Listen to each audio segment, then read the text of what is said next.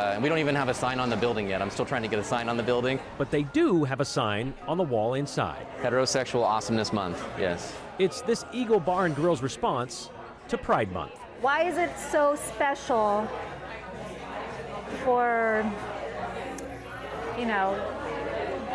them to celebrate a whole entire month, but why can't we celebrate that here too? And we're here to support him, 1,000%. You could have gone to lunch anywhere. Could have gone anywhere, but we wanted to support this place. Why? I don't know, it just seemed like someone bucking the trend. And do you think it's necessary? I mean, I don't know if it's necessary, but to me it's kind of like, why not? But for the big question of why... Oh man, so it's everything California isn't? That we needed to ask of the owner. So I'm a retired police officer. Who moved to Idaho 6 years ago. Where'd you come up with this idea? June was approaching and it was all the stuff coming and with my beliefs, I love people, but as far as like being Christian, a biblical Christian, to celebrate it, I can't do that. And it's just, the last several years has been getting so extreme, like just to the extreme levels. So we created Heterosexual Awesomeness Month. When you say it's gotten extreme, what do you mean by that? The imagery that you see all month with parades and getting to the point of nakedness and things with people walking down the street. And I can't get behind that. Have you seen that locally? As far as that extremity? I don't know. I haven't been down there to look. Down where? Where in Boise? Just Boise in general? Yeah. You're talking about like the Pride Festival stuff? Is that what you're talking about? Okay, I got you. Like the Pride Month. Is that extreme to you? The Pride Month in general? Yeah. Okay, so I think what you're getting at is, I'm always going to side with what God says.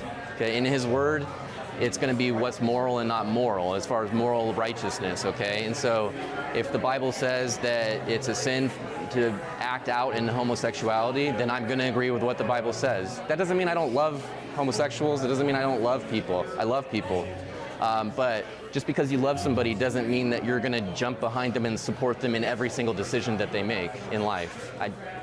It's not a requirement. So are you saying that LGBTQ plus people, they are living in sin? If they are acting out on those decisions, in other words, we're born a certain way with certain tendencies, and that's similar with sexuality.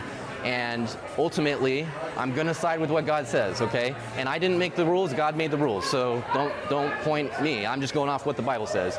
And it is sinful, to act out on that. You could just do nothing. Why do this?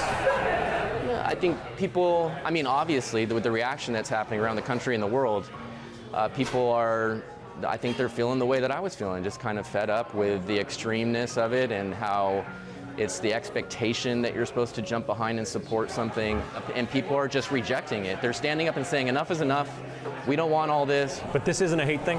Absolutely not, no hate at all. It's a love thing, it's not hate. It's just, please don't make us be forced to participate into something that we don't want to do, I guess. But I guess you're not, though. Are you forced to participate? Well, that's the thing, is when you look at, and I keep saying the word extreme, but it's just everywhere. It's pervasive, and I think people are tired of saying, 5 out of the 6 stores I went in today, it was just all over the place, and I turn on the TV and it's all over the place and everything else. So instead, those people can come in here. And there's people commenting online, this is a publicity stunt.